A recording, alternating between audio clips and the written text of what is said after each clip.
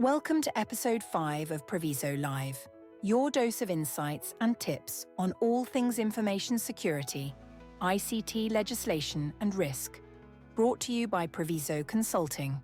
This is Lyn, as always. Hello, everyone. Lyn, this is a topic you wanted to discuss, isn't it? It is, Stephen. Why is that? Well, you know, information security is about more than technology. It exists at the juncture between business, technology, society, and crime. Similar to social media, it reflects society as much as enables it, and John McAfee epitomized this as much as anyone. And frankly, he interests me. He was a complicated character for sure. Saint, sinner, or both? Well, I think he started a saint and became a sinner, but I am unclear whether he was ever duplicitous. He always spoke his mind, whether appropriate or not, and never hid his feelings. Listen to this.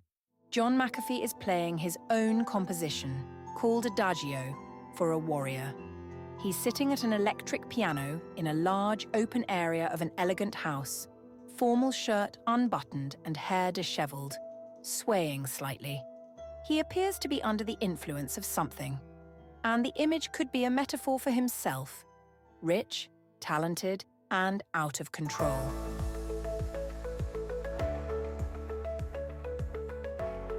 He was born in 1945 in Roanoke, Virginia, to an English mother and American father, an abusive alcoholic who committed suicide when John was 15 years old.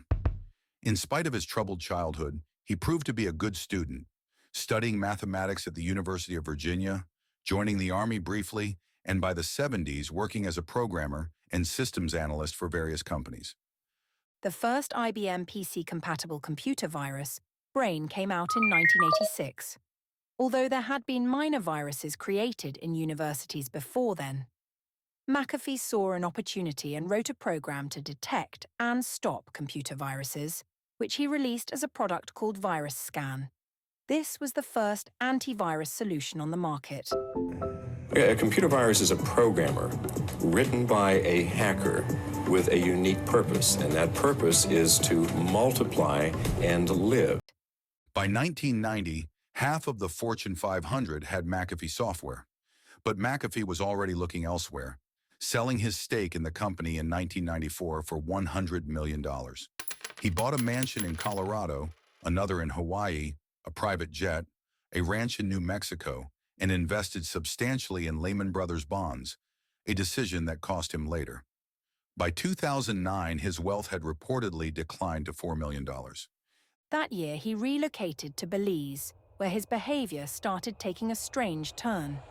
He moved into the jungle, claiming to be developing antibiotics, while surrounding himself with armed guards and young women. In 2012, the laboratory was raided and burned down by government agents, claiming that it was a front for drug-related activities. McAfee claimed it was a reprisal for his refusal to pay bribes. McAfee relocated to his beach house with his armed guards, female coterie, and 9 dogs. But trouble could not leave him alone. The 9 dogs were a constant frustration for his fellow American neighbor Greg Foll, who poisoned and killed all of them.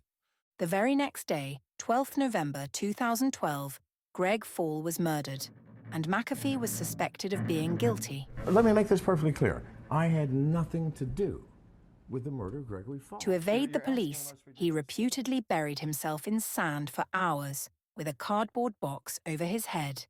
He then fled to Guatemala, where he was arrested for entering the country illegally and, after some legal wrangling, deported to the United States.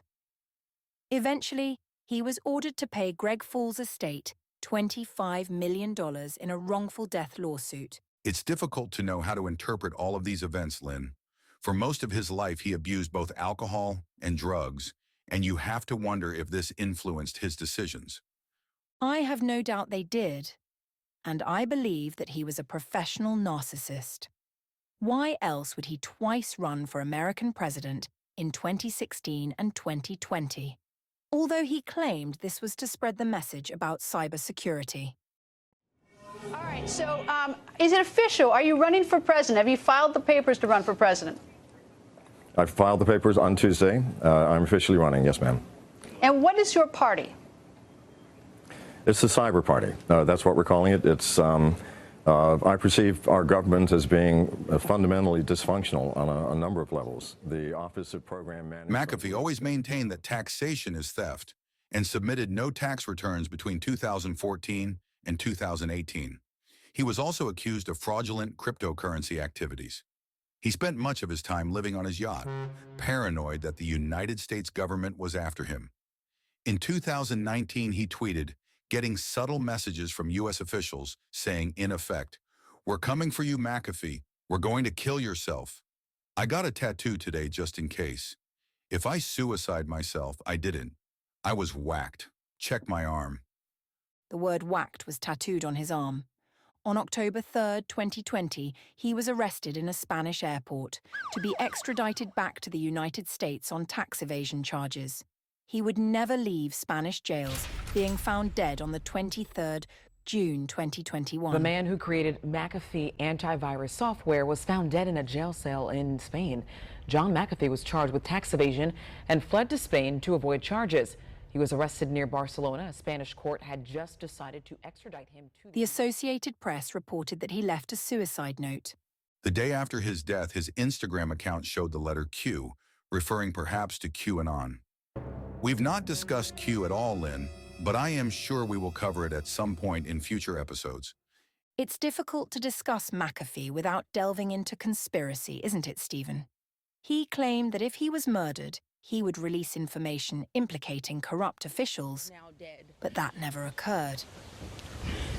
His last words to me were, "I love you, and I will call you in the evening." He did not deserve to die in a filthy prison like a caged animal. We had a plan. He had hope that things would work. In the end, how should we remember him? Such a complex character. He led the way in antivirus development, built a successful company, and then drifted into bizarre and paranoid behavior. He was clearly intelligent, but ultimately eccentric and probably dangerous. His wife Janice still tweets about him occasionally.